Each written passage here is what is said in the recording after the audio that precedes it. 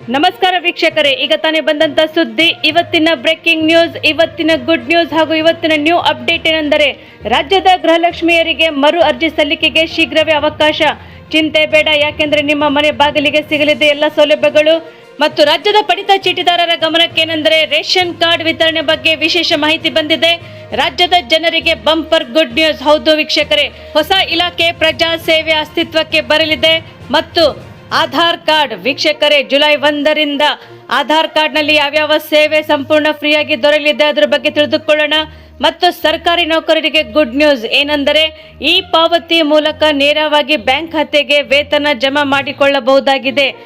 ವೀಕ್ಷಕರೇ, ಈ ಎಲ್ಲ ಮಾಹಿತಿಗಳ ವಿವರವನ್ನು ತಿಳಿಯುವ ಮುನ್ನ ತಾವು ನಮ್ಮ ಚಾನೆಲ್ಗೆ ಮೊದಲು ಬಾರಿ ಭೇಟಿ ನೀಡ್ತಾ ಇದ್ರೆ ದಯವಿಟ್ಟು ಸಬ್ಸ್ಕ್ರೈಬ್ ಮಾಡಿ, ಪಕ್ಕದಲ್ಲಿರುವಂತಹ ಬೆಲ್ ಅನ್ನು ಒತ್ತಿ ಹಾಗೂ ಲೈಕ್ ಮಾಡಿ.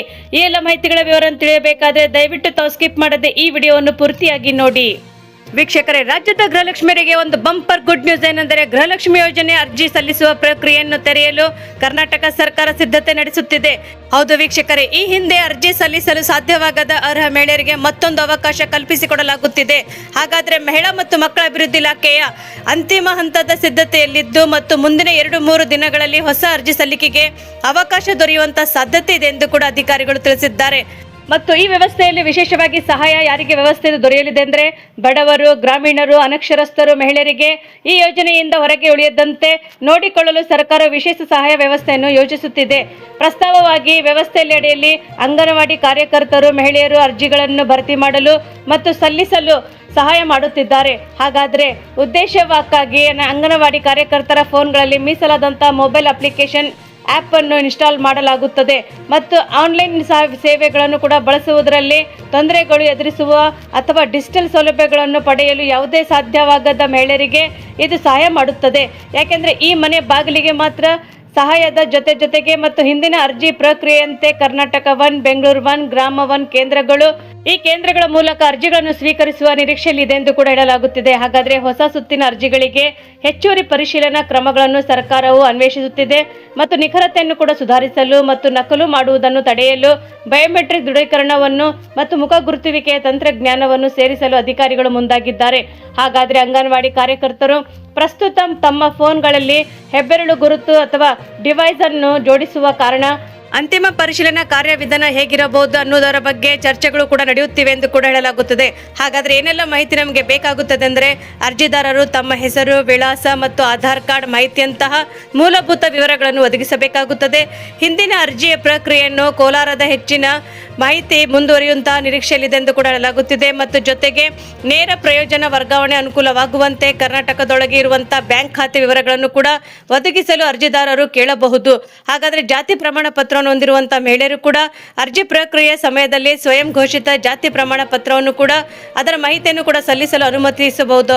ಹಾಗಾದರೆ ಯಾರೆಲ್ಲ ಅರ್ಜಿ ಸಲ್ಲಿಸಬಹುದೆಂದರೆ ಕರ್ನಾಟಕದ ಮತದಾರರ ಪಟ್ಟಿಯಲ್ಲಿರುವಂತಹ ಪ್ರತಿ ಮನೆಯಿಂದ ಒಬ್ಬ ಅರ್ಹ ಮಹಿಳೆಗೆ ಇದಕ್ಕೆ ಅರ್ಹರಾಗಿರುತ್ತಾರೆ. ಮತ್ತು ಅಸ್ತಿತ್ವದಲ್ಲಿರುವಂತಹ ಗೃಹಲಕ್ಷ್ಮಿ ಫಲಾನುಭವಿಗಳು ಹೊಸ ಅರ್ಜಿಯನ್ನು ಸಲ್ಲಿಸಲು ಬಯಸುವ ಮಹಿಳೆಯರು ಮತ್ತು BPL ಅಥವಾ APL ಪಡಿತ ಚೀಟಿದಾರರು ಹೊಂದಿರುವಂತಹ ಮಹಿಳೆಯರು ಕೂಡ ಅರ್ಜಿಯನ್ನು ಸಲ್ಲಿಸಬಹುದಾಗಿದೆ. ಮತ್ತು ಅರ್ಜಿ ಹಾಕರು ಯಾರು ಅರ್ಹರಲ್ಲ ಅದ್ರ ಬಗ್ಗೆ ಸಹ ತಿಳಿದುಕೊಳ್ಳೋಣ.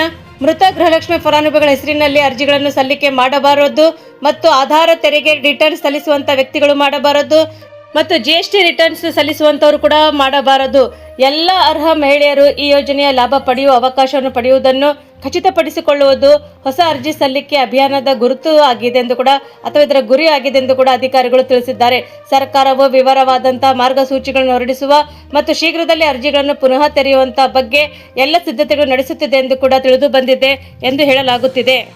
ವೀಕ್ಷಕರೇ, ಕರ್ನಾಟಕ ರಾಜ್ಯ ದತ್ತಾಂಶ ಕೇಂದ್ರದಲ್ಲಿ ಪ್ರಮುಖ ಮೂಲ ಸೌಕರ್ಯಗಳನ್ನು ಉನ್ನತೀಕರಿಸುವಂತಹ, ಸುಧಾರಿಸುವಂತಹ, ಸೇವೆಯನ್ನು ಒದಗಿಸುವಂತಹ ಸಲುವಾಗಿ ತಾಂತ್ರಿಕ ಕಾಮಗಾರಿಗಳನ್ನು ಹಮ್ಮಿಕೊಳ್ಳಲಾಗಿದೆ ಎಂದು ಕೂಡ ಹೇಳಲಾಗುತ್ತಿದೆ.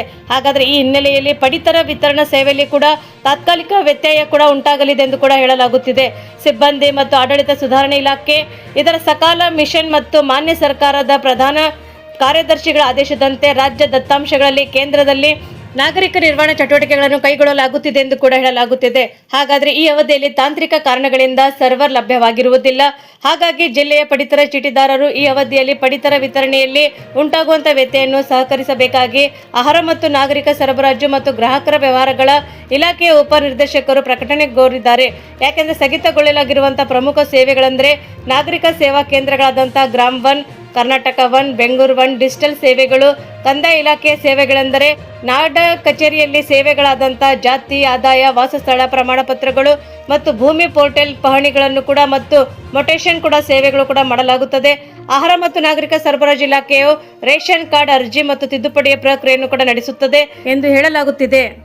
ವೀಕ್ಷಕರೇ, ರಾಜ್ಯದ ಜನತೆಗೆ ಮತ್ತೊಂದು ಬಂಪರ್ ಗುಡ್ ನ್ಯೂಸ್ ಏನೆಂದರೆ ರಾಜ್ಯ ಸರ್ಕಾರದಲ್ಲಿ ಆಡಳಿತಾತ್ಮಕ ದಕ್ಷತೆಯನ್ನು ಹೆಚ್ಚಿಸಲು ಮತ್ತು ಸಾರ್ವಜನಿಕರು ಒಂದೇ ಸೂರಿನಡಿಯಲ್ಲಿ ತ್ವರಿತವಾಗಿ ವಿಲೇವಾರಿ ಮಾಡುವ ನಿಟ್ಟಿನಲ್ಲಿ ಮುಖ್ಯಮಂತ್ರಿ ಡಿ.ಕೆ. ಶಿವಕುಮಾರ್ ಸರ್ ಅವರ ನೇತೃತ್ವದ ಸರ್ಕಾರ ಮಹತ್ವದ ಹೆಜ್ಜೆಯನ್ನು ಇಟ್ಟಿದೆ ಎಂದು ಕೂಡ ಹೇಳಬಹುದಾಗಿದೆ. ಸರ್ಕಾರ ಅಧಿಕಾರಕ್ಕೆ ಬಂದ ಬಳಿಕ ಘೋಷಿಸಿದ್ದ ಮಹತ್ವಾಕಾಂಕ್ಷೆಯಾದಂತಹ ಪ್ರಜಾ ಸೇವಾ ಇಲಾಖೆ, ಹೌದು ವೀಕ್ಷಕರೇ, ಪ್ರಜಾ ಸೇವಾ ಇಲಾಖೆಯನ್ನು ಹೊಸದಾಗಿ ಸ್ಥಾಪಿಸಿ ಈಗ ಅಧಿಕೃತ ಆದೇಶ ಹೊರಡಿಸಲಾಗಿದೆ ಎಂದು ಕೂಡ ಹೇಳಲಾಗುತ್ತದೆ. ಜೂನ್ 20ರಂದು ನಡೆದಂತಹ ಸಚಿವ ಸಂಪುಟ ಸಭೆಯ ತೀರ್ಮಾನದಂತೆ ಸಿಬ್ಬಂದಿ ಮತ್ತು ಆಡಳಿತ ಸುಧಾರಣೆಯನ್ನು ಇಲಾಖೆಯು ಜೂನ್ 24ರಂದು ಹೊಸ ಇಲಾಖೆಯನ್ನು ಸೃಜಿಸಿ ಅಧಿಕಾರಕ್ಕೆ ಅಧಿಸೂಚನೆ ನೀಡಲಾಗುತ್ತದೆ ಎಂದು ಕೂಡ ಹೇಳಲಾಗುತ್ತಿದೆ. ಹಾಗಾದ್ರೆ 3 ಪ್ರಮುಖ ವಿಭಾಗಗಳು ವಿಲೀನ ಇದರಲ್ಲಿ ಇರುತ್ತದೆ ಎಂದು ಕೂಡ ಹೇಳಬಹುದು. ನೂತನ ಪ್ರಜಾಸೇವಾ ಇಲಾಖೆಯನ್ನು ಹೆಚ್ಚಿಸುವ ಅಥವಾ ಹೆಚ್ಚು ವ್ಯವಸ್ಥಿತವಾಗಿ ರೂಪಿಸಲು ಹಾಲಿ ಇರುವಂತಹ 3 ಪ್ರಮುಖ ವಿಭಾಗಗಳು ಇದರಲ್ಲಿ ವಿಲೀನಗೊಳಿಸಲಾಗುತ್ತಿದೆ. ಅವುಗಳೆಂದರೆ ಸಿಬ್ಬಂದಿ ಮತ್ತು ಆಡಳಿತ ಸುಧಾರಣೆ ಇಲಾಖೆ ಮತ್ತು ಇದರ ಅಡಿಯಲ್ಲಿರುವಂತಹ ಸಾರ್ವಜನಿಕ ದೂರುಗಳು ಮತ್ತು ಕುಂದುಕೊರತೆಗಳು ವಿಭಾಗದ ಎ ಮತ್ತು ಬಿ ಶಾಖೆಗಳು ಹಾಗೂ ಸಕಾಲ ಮಿಷನ್ ಅನ್ನು ವಿಲೀನ ಮಾಡಲಾಗುತ್ತದೆ. ಹಾಗಾದರೆ ಇಲಾಖೆಯ ಪ್ರಮುಖ ಕಾರ್ಯಗಳು ಮತ್ತು ಉದ್ದೇಶಗಳೇನೆಂದರೆ ಏಕೀಕೃತ ಮಾದರಿಯಲ್ಲಿರುವಂತಹ ಸಾರ್ವಜನಿಕ ಕುಂದುಕೊರತೆಗಳ ಸ್ವೀಕಾರ, ಮೇಲ್ವಿಚಾರಣೆ ಮತ್ತು ಆಡಳಿತ ಮಾಡುವಂಥದ್ದು, ಅದರಲ್ಲಿರುವಂತಹ ಸುಧಾರಣೆಯನ್ನು ಒಂದೇ ಸೂರಿನಡಿಯಲ್ಲಿ ತರುವಂಥದ್ದಾಗಿದೆ. ಹಾಗಾದರೆ ಕಾಲಮಿತಿಯೊಳಗೆ ಪರಿಹಾರವನ್ನು ಹೇಗೆ ಕಂಡುಹಿಡಿದಂದ್ರೆ ಸರ್ಕಾರದ ಪ್ರಸಿದ್ಧ ಜನಸ್ಪಂದನ ಸೇವೆಯನ್ನು ಕೂಡ ವ್ಯವಸ್ಥೆಯನ್ನು ಕೂಡ ಮತ್ತಷ್ಟು ಬಲಪಡಿಸಲು ಮತ್ತು ನಾಗರಿಕ ಸಮಸ್ಯೆಗಳನ್ನು ನಿಗದಿತ ಕಾಲಮಿತಿಯಲ್ಲಿ ಕೂಡ ಬಗೆಹರಿಸಲಾಗುವುದೆಂದು ಕೂಡ ಹೇಳಲಾಗುತ್ತಿದೆ. ಹಾಗಾದರೆ ನಾಗರಿಕರ ಪ್ರಕ್ರಿಯೆಗಳೇನೆಂದರೆ ದೂರುಗಳ ವಿಲೇವಾರಿಯ ಗುಣಮಟ್ಟವನ್ನು ಸಾರ್ವಜನಿಕರ ತೃಪ್ತಿಯ ಮಾನದಂಡಗಳ ಮೂಲಕ ಮೌಲ್ಯಮಾಪನ ಮಾಡುವಂಥದ್ದಾಗಿದೆ. ಹಾಗಾದರೆ ಸಕಲೀಕರಣವನ್ನು ಹೇಗೆ ಮಾಡುವುದೆಂದರೆ ವಿಳಂಬ ನೀತಿಯನ್ನು ಕೂಡ ತಪ್ಪಿಸಲು ಹಾಲಿ ಇರುವಂತಹ ಸರ್ಕಾರ ಕಾರ್ಯವಿಧಾನಗಳನ್ನು ಕೂಡ ಮರುವಿನ್ಯಾಸಗೊಳಿಸಿ ಸಕಲೀಕರಣಗೊಳಿಸುವುದು ಇದರ ಉದ್ದೇಶವಾಗಿದೆ. ಹಾಗಾದರೆ ಅಧಿಕಾರಿಗಳು ಮತ್ತು ಸಿಬ್ಬಂದಿಗಳ ನಿಯೋಜನೆ ಏನೆಂದರೆ ಹೊಸ ಇಲಾಖೆ ಆಡಳಿತ ವಿನ್ಯಾಸದ ಕುರಿತು ಸ್ಪಷ್ಟ ಆದೇಶ ಹೊರಡಿಸಲಾಗುವುದು ಮತ್ತು ಒಟ್ಟು 73 ಮಂಜೂರಾತಿಯಾದಂತಹ ಖಾಯಂ ಹುದ್ದೆಗಳ ಮರು ಹೊಂದಾಣಿಕೆ ಮೂಲಕ ಸೃಜಿತಗೊಳಿಸಲಾಗುವುದು. ಇದರಿಂದಾಗಿ ಸರ್ಕಾರದ ಕಾರ್ಯದರ್ಶಿ ಮತ್ತು ಮಿಷನ್ ನಿರ್ದೇಶಕರು, ಅಪ್ಪರ್ ಮಿಷನ್ ನಿರ್ದೇಶಕರು, ಉಪ ಕಾರ್ಯದರ್ಶಿಗಳು ಮತ್ತು ಆಡಳಿತ ಅಧಿಕಾರಿಗಳು ಹುದ್ದೆಗಳಿಗೆ ಇದು ಸೇರಿವೆ. ಹಾಗಾದರೆ ಇದರೊಂದಿಗೆ ತಾಂತ್ರಿಕ ಮತ್ತು ಆಡಳಿತಾತ್ಮಕ ಕೆಲಸಗಳ ನಿರ್ವಹಣೆಗಾಗಿ ಒಟ್ಟು 48 ಹುದ್ದೆಗಳು ಗುತ್ತಿಗೆ ಹಾಗೂ ಹೊರಗುತ್ತಿಗೆ ಆಧಾರದ ಮೇಲೆ ಭರ್ತಿ ಮಾಡಲು ಅನುಮತಿ ಕೂಡ ನೀಡಲಾಗಿದೆ ಎಂದು ಕೂಡ ಹೇಳಲಾಗುತ್ತಿದೆ. ಹಾಗಾದರೆ ಈ ಐತಿಹಾಸಿಕ ನಿರ್ಧಾರದಿಂದಾಗಿ ಮುಂದಿನ ಸಾರ್ವಜನಿಕರು ತಮ್ಮ ದೂರುಗಳು ಮತ್ತು ಆಡಳಿತ ಕೆಲಸಗಳಿಗಾಗಿ ಬೇರೆ ಬೇರೆ ಇಲಾಖೆಗಳಿಗೆ ಅಲಿಯುವುದು ತಪ್ಪಿಸಲು ಪ್ರಜಾ ಸೇವಾ ಇಲಾಖೆಯ ಮೂಲಕ ತ್ವರಿತವಾಗಿ ನ್ಯಾಯ ಸಿಗಲಿದೆ ಎಂದು ಕೂಡ ಹೇಳಲಾಗುತ್ತಿದೆ. ವೀಕ್ಷಕರೇ, ಮತ್ತೊಂದು ವಿಶೇಷವಾದ ಮಾಹಿತಿ ಏನೆಂದರೆ ನಿಮ್ಮ ಆಧಾರ್ ವಿವರಗಳನ್ನು ನವೀಕರಿಸಲು ನೀವು ಯೋಚಿಸುತ್ತಿದ್ದೀರಾ? ಹಾಗಾದರೆ ಈ ಸುದ್ದಿ ತುಂಬಾ ನಿಮಗೆ ಸಹಾಯವಾಗುತ್ತದೆ ಎಂದು ಕೂಡ ಹೇಳಲಾಗುತ್ತಿದೆ. ಯಾಕೆಂದರೆ ಆಧಾರ್ ಕಾರ್ಡ್ ಮೊಬೈಲ್ ಅಪ್ಲಿಕೇಶನ್ ಮೂಲಕ ನಿಮ್ಮ ಇಮೇಲ್ ವಿಳಾಸವನ್ನು ನವೀಕರಿಸಲು ಶುಲ್ಕವನ್ನು ತಾತ್ಕಾಲಿಕವಾಗಿ ಮನ್ನಾ ಮಾಡುವುದಾಗಿ ಭಾರತೀಯ ವಿಶಿಷ್ಟ ಗುರುತಿನ ಪ್ರಾಧಿಕಾರ ಘೋಷಿಸಲಾಗಿದೆ ಎಂದು ಕೂಡ ಹೇಳಲಾಗುತ್ತಿದೆ. ನಿಮ್ಮ ಮೊಬೈಲ್ ಐಡಿ ನಿಮ್ಮ ಆಧಾರ್ ಕಾರ್ಡ್ಗೆ ಲಿಂಕ್ ಮಾಡುವುದಾಗಿದ್ದರೆ ಸಕಾಲವಾಗಿ ಅಧಿಸೂಚನೆಗಳನ್ನು ಸ್ವೀಕರಿಸಬಹುದು. ಹಾಗಾದರೆ ನಿಮಗೆ ನವೀಕರಿಸಲಾಗುವಂತಹ ಸಹಾಯ ಕೂಡ ಇದು ಮಾಡುತ್ತದೆ ಎಂದು ಕೂಡ ಹೇಳಲಾಗುತ್ತಿದೆ. ನಿಮ್ಮ ಇಮೇಲ್ ವಿಳಾಸ ಬದಲಾಗಿದ್ದರೆ ಅಥವಾ ನೀವು ಅದನ್ನು ಬದಲಾಯಿಸಲು ಬಯಸುತ್ತಿದ್ದರೆ ನೀವು ಅದನ್ನು ಆಧಾರ್ ಕಾರ್ಡ್ ಮೊಬೈಲ್ ಆ್ಯಪ್ ಮೂಲಕ ಸುಲಭವಾಗಿ ನವೀಕರಿಸಬಹುದು. ಆಧಾರ್ ಮೊಬೈಲ್ ಆ್ಯಪ್ ಬಳಸಿ ನಿಮ್ಮ ಇಮೇಲ್ ವಿಳಾಸವನ್ನು ಹೇಗೆ ನವೀಕರಿಸಬಹುದು ಎಂಬುದನ್ನು ಕೂಡ ನೀವು ವಿವರಿಸುತ್ತಿದ್ದೇವೆ. ಯಾಕೆಂದರೆ ಅಧಿಕೃತ ಅಧಿಸೂಚನೆಯಲ್ಲಿ ಪ್ರಕಾರ ನಿಮ್ಮ ಆಧಾರ್ ಮೊಬೈಲ್ ಅಪ್ಲಿಕೇಶನ್ ಮೂಲಕ ಇಮೇಲ್ ವಿಳಾಸಗಳನ್ನು ಕೂಡ ನವೀಕರಿಸಲು ವಿಧಿಸಲಾಗಿರುವಂಥ ₹75 ಶುಲ್ಕವನ್ನು ಮನ್ನಾ ಮಾಡಲಾಗುತ್ತಿದೆ ಮತ್ತು ಜುಲೈ 1, 2026ರಿಂದ ಡಿಸೆಂಬರ್ 31, 2026ರವರೆಗೆ 6 ತಿಂಗಳ ಅವಧಿಗೆ ಅನ್ವಯವಾಗುತ್ತಿದೆ ಎಂದು ಕೂಡ ಹೇಳಲಾಗುತ್ತಿದೆ. ಪ್ರಸ್ತುತ ಆಧಾರ್ ಬಳಕೆದಾರರು ತಮ್ಮ ಇಮೇಲ್ ವಿಳಾಸವನ್ನು ನವೀಕರಿಸಲು ₹75 ಪಾವತಿಸಬೇಕಾಗುತ್ತಿತ್ತು. ಆದರೆ ಈಗ 6 ತಿಂಗಳ ಪ್ರಚಾರದ ಅವಧಿಯಲ್ಲಿ ಈ ಶುಲ್ಕವನ್ನು ಸಂಪೂರ್ಣವಾಗಿ ಮನ್ನಾ ಮಾಡಲಾಗುತ್ತಿದೆ. ಹಾಗಾದರೆ UIDAI ಇತ್ತೀಚೆಗೆ ಹೊಸ ಆಧಾರ್ ಮೊಬೈಲ್ ಅಪ್ಲಿಕೇಶನ್ ಆರಂಭಿಸಿದೆ. ಇದು ಬಳಕೆದಾರರಿಗೆ ಸುರಕ್ಷಿತ ಮತ್ತು ಸುಲಭವಾದ ಆಧಾರ್ ಕಾರ್ಡ್ ಸಂಬಂಧಿತ ಸೇವೆಗಳನ್ನು ಒದಗಿಸುತ್ತದೆ. ಶುಲ್ಕ ವಿನಾಯಿತಿ 6 ತಿಂಗಳವರೆಗೆ ಅನ್ವಯಿಸುತ್ತದೆ. ಈ ಅವಧಿಯಲ್ಲಿ ನಂತರ UIDAI ನೀತಿಯನ್ನು ಪರಿಶೀಲಿಸಬಹುದು ಮತ್ತು ಈ ವಿನಾಯಿತಿಯನ್ನು ಕೂಡ ವಿಸ್ತರಿಸಬೇಕೇ ಎಂದು ಕೂಡ ನಿರ್ಧರಿಸಬಹುದಾಗಿದೆ. ಹಾಗಾದರೆ ಉಚಿತವಾದಂಥ ಇಮೇಲ್ ಅನ್ನು ಹೇಗೆ ನವೀಕರಿಸಬಹುದೆಂದು ಕೂಡ ತಿಳಿದುಕೊಳ್ಳೋಣ. ಇಮೇಲ್ ವಿಳಾಸ ನವೀಕರಣಗಳು ಆಧಾರ್ ಮೊಬೈಲ್ ಅಪ್ಲಿಕೇಶನ್ ಮೂಲಕ ಉಚಿತವಾಗಿ ಲಭ್ಯವಾಗಿರುತ್ತದೆ ಮತ್ತು ಈ ವೈಶಿಷ್ಟ್ಯತೆ ಜುಲೈ 1ರಿಂದ ಲಭ್ಯವಾಗುತ್ತದೆ ಮತ್ತು ನಿಮ್ಮ ಆಧಾರ್ ಲಿಂಕ್ ಮಾಡಲಾದಂತಹ ಇಮೇಲ್ ವಿಳಾಸವನ್ನು ಆನ್ಲೈನ್ನಲ್ಲಿ ಪರಿಶೀಲಿಸಲು ಪರಿಶೀಲನಾ ಪುಟದಲ್ಲಿ ಅಗತ್ಯವಾಗಿರುವಂತಹ ಮಾಹಿತಿಯನ್ನು ಕೂಡ ನಮೂದಿಸಿ ಇಮೇಲ್ ವಿಳಾಸ ಪರಿಶೀಲಿಸಿ ಮತ್ತು ಆಯ್ಕೆಯನ್ನು ಆರಿಸಿ ಮತ್ತು ನಿಮ್ಮ ವಿನಂತಿಗಳನ್ನು ಕೂಡ ಸಲ್ಲಿಸುವಂತ ಮೊದಲೇ ನೀವು ನಿಮ್ಮ ಆಧಾರ್ ಸಂಖ್ಯೆ ಅಥವಾ ಆಧಾರ್ನಲ್ಲಿ ನೋಂದಾಯಿಸಲಾದಂತಹ ಮೊಬೈಲ್ ಸಂಖ್ಯೆಯನ್ನು ಕೂಡ ನಮೂದಿಸಬೇಕಾಗುತ್ತದೆ. ಆಧಾರ್ ಅಪ್ಲಿಕೇಶನ್ ಮೊಬೈಲ್ ಸಂಖ್ಯೆ ನವೀಕರಣ ಮಾಡಬೇಕಾದ್ರೆ ವಿಳಾಸ ನವೀಕರಣ, ಬಯೋಮೆಟ್ರಿಕ್ ಲಾಕ್ ಅಥವಾ ಅನ್ಲಾಕ್, ಆಧಾರ್ ಪರಿಶೀಲಿಸಬಹುದಾದಂತಹ ರುಜುವಾತುಗಳನ್ನು ಕೂಡ ಆಯ್ಕೆ, ಹಂಚಿಕೆ, ದೃಢೀಕರಣ ಇತಿಹಾಸ, ಈ ಆಧಾರ್ ಡೌನ್ಲೋಡ್, ಸಂಪರ್ಕ ಕಾರ್ಡ್ ಹಂಚಿಕೊಳ್ಳುವುದು ಮತ್ತು ನನ್ನ ವಿನಂತಿಯನ್ನು ಟ್ರ್ಯಾಕ್ ಮಾಡುವುದು ಸೇರಿದಂತೆ ಹಲವಾರು ಇತರ ಸೇವೆಗಳನ್ನು ಸಹ ನೀಡುತ್ತದೆ ಎಂದು ಹೇಳಲಾಗುತ್ತಿದೆ. ವೀಕ್ಷಕರೇ, ಮತ್ತೊಂದು ವಿಶೇಷವಾದ ಮಾಹಿತಿ ಏನೆಂದರೆ ರಾಜ್ಯ ಸರ್ಕಾರಿ ನೌಕರರ ವೇತನ ವಿತರಣಾ ವ್ಯವಸ್ಥೆಯಲ್ಲಿ ದಕ್ಷತೆ ಮತ್ತು ಸಮಯೋಚಿತತೆಯನ್ನು ಕೂಡ ಖಚಿತಪಡಿಸಿಕೊಳ್ಳಲು ಕರ್ನಾಟಕ ಸರ್ಕಾರವು ಮಹತ್ತರ ತೀರ್ಮಾನ ಕೈಗೊಂಡಿದೆ.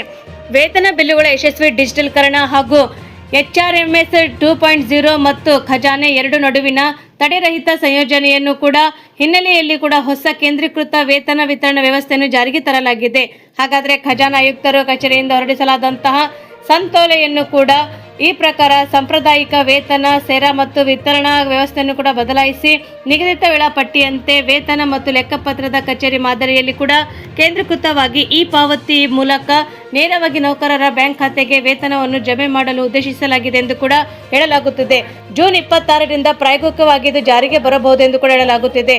ಈ ನೂತನ ವಿಧಾನವನ್ನು ಜೂನ್ 26ರ ಮಾಹೆಯ ವೇತನ ಪಾವತಿಗಾಗಿ ಪ್ರಾಯೋಗಿಕವಾಗಿ ಜಾರಿಗೆಗೊಳಿಸಲು ಆದೇಶಿಸಲಾಗಿದೆ ಎಂದು ಕೂಡ ಹೇಳಲಾಗುತ್ತಿದೆ. ಹಾಗೆ ರಾಜ್ಯ ವಲಯದ ವೇತನಗಳಿಗಾಗಿ ಖಜಾನೆ ಇಲಾಖೆ, ವಾಣಿಜ್ಯ ತೆರಿಗೆಗಳ ಇಲಾಖೆ ಮತ್ತು ರಾಜ್ಯ ಲೆಕ್ಕ ಪರಿಶೋಧನೆ ಮತ್ತು ಲೆಕ್ಕಪತ್ರ ಇಲಾಖೆಗಳಲ್ಲಿ ಕೂಡ ವ್ಯವಸ್ಥೆಯನ್ನು ಜಾರಿಗೆ ತರಲಾಗಿದ್ದು, ಇವುಗಳ ವೇತನವನ್ನು ಬೆಂಗಳೂರಿನ ರಾಜ್ಯ ಕೇಂದ್ರೀಯ ಪಾವತಿ ಖಜಾನೆಯ ಮೂಲಕ ಕೇಂದ್ರೀಕೃತವಾಗಿ ನಿರ್ವಹಿಸಲಾಗುವುದೆಂದು ಕೂಡ ಮತ್ತು ಜಿಲ್ಲಾ ವಲಯಗಳಲ್ಲಿ ಕೂಡ ಜಿಲ್ಲಾ ಪಂಚಾಯತ್ ಮತ್ತು ತಾಲೂಕು ಪಂಚಾಯತ್ ವೇತನಗಳಿಗಾಗಿ ಬಳ್ಳಾರಿ, ಕಲಬುರಗಿ, ಶಿವಮೊಗ್ಗ ಮತ್ತು ಬೆಂಗಳೂರು ಗ್ರಾಮಾಂತರ ಜಿಲ್ಲೆಗಳಲ್ಲಿ ಈ ಯೋಜನೆಯನ್ನು ಪ್ರಾಯೋಗಿಕವಾಗಿ ಜಾರಿಗೆಗೊಳಿಸಲಾಗುತ್ತಿದೆ ಎಂದು ಕೂಡ ಹೇಳಲಾಗುತ್ತಿದೆ.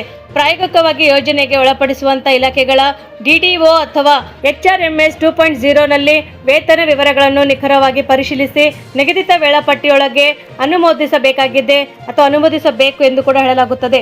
ಸಂಬಂಧಪಟ್ಟ ಖಜಾನೆಗಳನ್ನು ಕೂಡ ಈ ಬಿಲ್ಲುಗಳು ಆನ್ಲೈನ್ನಲ್ಲಿ ಸ್ವೀಕರಿಸಿ ಅಥವಾ ನಿಯಮಾನುಸಾರ ಪರಿಶೀಲಿಸಿ ಈ ಪಾವತಿ ಪ್ರಕ್ರಿಯೆಯನ್ನು ಕೂಡ ಮುಂದುವರಿಸಬಹುದೆಂಬ ಸೂಚನೆಯು ಕೂಡ ನೀಡಲಾಗಿದೆ ಎಂದು ಕೂಡ ಹೇಳಲಾಗುತ್ತಿದೆ.